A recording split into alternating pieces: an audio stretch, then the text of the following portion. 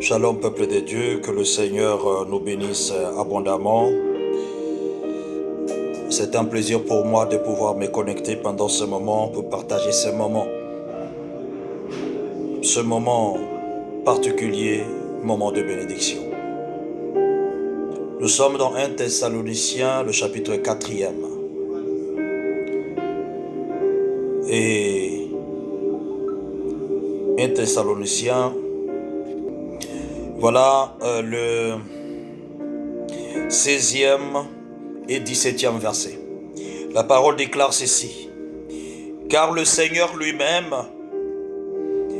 a un seul signal donné à la voix d'un archange et au son de la trompette de Dieu descendra du ciel.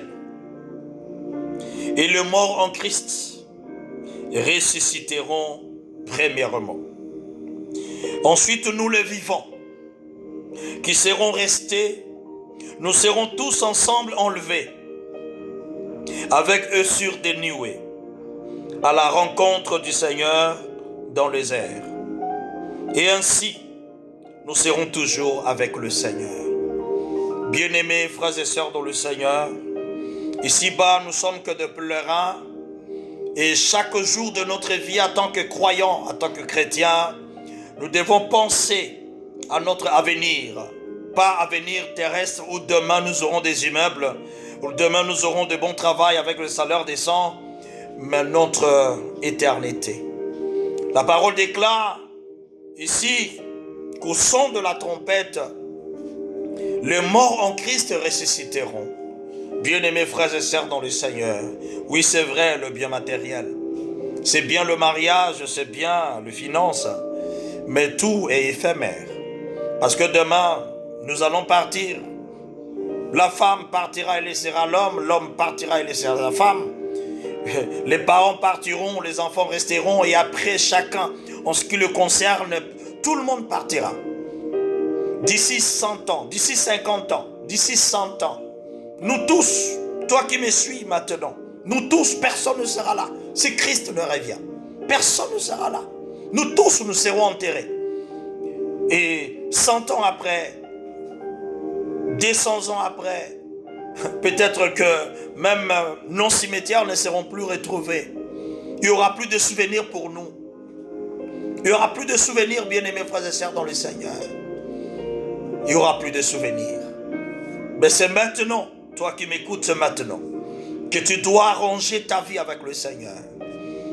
C'est maintenant que tu dois te réconcilier avec les gens. Parce que demain sera trop tard. Parce que la Bible dit ici, ceux qui sont morts en Christ, mourir en Christ, cela veut dire que la personne qui met en pratique la parole du Seigneur, la personne qui pratique la parole de Dieu, il n'agit pas parce que par lui-même, mais il agit par rapport à la parole de Dieu. Voilà pourquoi, bien-aimés dans le Seigneur, c'est ça la vérité. C'est ça la vérité. Ceux qui meurent en Christ, ce sont ceux-là qui vont monter premièrement. Et après nous qui serons en vie en ce moment-là. Après nous également, nous allons monter à la rencontre du Seigneur. Cela veut dire qu'on peut faire de messes pour toi. Mais si tu n'es pas mort en Christ, bien-aimé de Dieu, tu ressusciteras pour le jugement. Ça ne sera pas pour rencontrer le Seigneur. Voilà pourquoi la parole déclare l'histoire des riches avec le pauvre Lazare. Il demande à Abraham, Abraham, s'il te plaît, est-ce que tu peux dire à mes frères de pouvoir bien marcher et de ne pas me rejoindre là où je suis parce que les gens souffrent? Parce que ici c'est la mort, parce que c'est la GN. Abraham lui a dit, là où tes frères se trouvent, il y a des prophètes, il y a des pasteurs, il y a des hommes de Dieu qui prêchent. S'ils les écoutent, ils ne viendront pas là où tu es, mais ils seront également dans mon sein. Voilà pourquoi, bien-aimés frères et sœurs dans le Seigneur, toi qui me suis pendant ce moment, s'il te plaît, la vie que tu mènes, toi-même consciemment tu sais, que si les gens découvrent la vie que tu mènes, avec cette femme d'autrui, avec cet homme d'autrui, cette vie-là, personne ne sera d'accord avec toi. Peut-être que tu seras emprisonné. Tu seras même arrêté par la justice de ce monde. Mais le Seigneur t'interpelle aujourd'hui.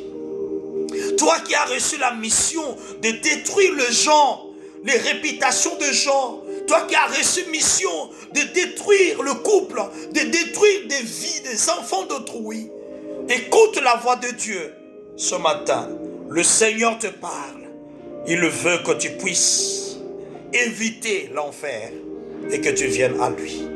Voilà pourquoi, bien-aimé dans le Seigneur, je te le demande aujourd'hui. Donne ta vie à Jésus. Laisse Jésus conduire ta vie et le Seigneur te bénira. Tu vas faire cette prière après moi et ça sera tout. C'est pas compliqué. C'est quelque chose d'extraordinaire. Et il y aura un shift dans ta vie. Et tout va commencer. Tout va basculer à partir de là. Nous allons prier.